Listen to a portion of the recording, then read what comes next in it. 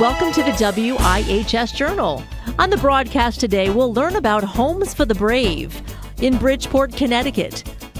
They are homes for the veterans. On the broadcast with me today is the executive director, is the CEO, Vincent Santilli. We'll learn all about the new renovations that are taking place, the new home for women and their children, and what it offers for the veterans. Stay tuned for all the details. So Vince, tell us, what you do there, and then we'll talk about these wonderful events for the veterans. Well, Homes for the Brave, we are in our 21st year of serving our veterans, and we have men and women in our programs that have served our country, and now they've encountered a little bit of a struggle and a little brush with homelessness. And we have a clinical program, we have a vocational program, we have a walk-in, drop-in Veterans Service Center, and we do everything in our power to get our men and women back in the game where they can become permanently housed. What does your organization do? How are you in contact with the veterans? Well, we are a grant and per diem program of the Veterans Administration. So if a veteran indicates to the VA via their homeless outreach, their hot team, that they are, about to or are struggling with homelessness, then they will often assign them to us. At the same time, sometimes we will have to our headquarters here in Bridgeport a veteran that will, show up and just has nowhere to go. And these are situations and scenarios that repeat themselves again and again. We have veterans in their 20s, we have veterans in their 80s, and we have everything in between. Tell me some of the groundbreaking stuff that you have done for the veterans in the past year. In just 2022, we had 3 facilities here in Bridgeport, all of which were residential. And 22 was quite a year for us because we had the opportunity to open 2 houses in West Haven, Connecticut for male veterans experiencing homelessness. And at the same time, we opened up a non-residential annex about 3 minutes away from our headquarters here in downtown Bridgeport, Connecticut. And that marks the expansion of our clinical program and our vocational program. So we will have and we have a clinical psychologist on site there. We have an emergency food pantry. And so we have seen different things there we had ever seen before. And this is, by the way, for both veterans and their family members. So we sometimes end up working with the spouses or children of veterans there in that facility. And that's been, again, something new direction for us. And really, in 2022, it marked the opportunity for us to serve more veterans in more places, as well as their family members also. That's awesome. I love to hear stuff like that. So if a veteran is listening or they have a family member, sometimes, you hear sometimes have been forgotten. What can you say to that veteran or family member of a veteran? Absolutely. And the other thing in this I should mention is that one of our facilities here in Bridgeport is the first and only one in the state of Connecticut exclusively for women veterans and their young children. So we have 14 beds there.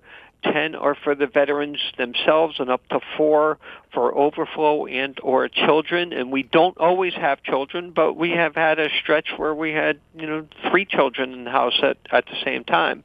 And so that's just a beautiful facility. And we have had women come to us in the dead of winter living in a vehicle with a small child, which is just horrific. And they've been able to then get on their feet there in a residence that has hardwood floors, stainless steel appliances, granite countertops in the restrooms, and just a beautiful place for these women to really get back on their feet. Well, if you're tuning in right now to this broadcast, I am speaking to Vince Santilli. He is with Homes for the Brave. So tell us, why do you think is such a big homelessness for veterans? Why do they end up homeless? Do you know the statistics why? I think it's so many reasons, and certainly I think every case is different. And many of our veterans, both men and women, had experiences in the service that really took them into a different place, often mentally. In many cases, alcohol and or substance abuse has been a factor, and that then has caused individuals to lose their employment opportunities, to be evicted from their residences. Their family situation was then, upheaved, if you will. And as a result, they find themselves without a place to, hang their hat at night. And that's, I guess, where we come into the picture. I see here on Friday, June 9th, you had a groundbreaking ceremony. Can you explain more about that? Our facility is 116 years old, our headquarters. It was, the cornerstone says 1907. It is a very sturdy structure, but at the same point in time, it is lacking an elevator, and the veterans that we're seeing here, and this is for males, and the veterans that we're seeing are becoming older and older, and, navigating the stairs is quite difficult. We have a basement and 3 floors. Much of our programming is in the basement. So this gave us the opportunity to obviously put an elevator in the building, and at the same time, we have 42 beds in this facility. 5 are DMHS, Department of Mental Health and Addiction Services beds. The other 37 are all allocated to and for veterans, and yet there are no private rooms. All of our rooms are doubles, triples, and quads with the restrooms on the end of the hall. And so if a veteran is trying to have a telehealth appointment, he could have 1, 2, or 3 residents nearby in the same little room, and so therefore there's no privacy. When it comes time to use the restroom, we have on one of our floors 20 veterans using the same restroom. And so for the purposes of infection control and privacy, we're now having the opportunity to have 12 suites, private rooms with their own restrooms as part of our 42 beds, and then the other 30 are going to be spread out, certainly throughout a great deal more distance.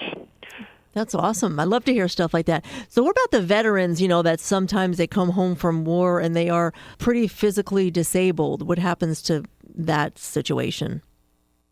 Well, to be honest with you, Nissa, I think that the mental and the psychological aspects of serving sometimes, I think, are even more damaging to our veteran population. And so this, I think, the experience of getting themselves back on their feet here, it's mentally, it's physically, and it's psychologically. And so the great thing that we're so excited about is we've never had the opportunity to house a veteran who was navigating in a wheelchair because we didn't have an elevator and they couldn't navigate the stairs. So this expansion, this renovation will finally give us the opportunity to do that, to serve our veterans who might be right now working and navigating in a wheelchair. That's awesome. I love to hear that. I loved hearing about your organization, Homes for the Brave, just making great strides for our veterans here in America. What kind of details would you like to convey to our listeners before we close the broadcast today? Well, this expansion is a big opportunity for us to, again, serve more veterans and serve them even more comprehensively. If folks want to become part of this, we are selling bricks, we are selling benches, we are selling naming rights to opportunity to different rooms in the house. We ask folks to certainly stand with our veterans and really support this beautiful new Homes to the Brave. You can go on homesforthebrave.org. That's homesforthebrave.org.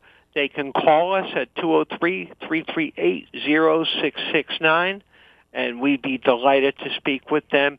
And then we certainly offer them the opportunity to come visit us, to see, because so many people, I'll speak at Rotary clubs and Kiwanis clubs and so forth, and they'll get, wow, that sounds great, what you do. And I said, you have to really come and visit.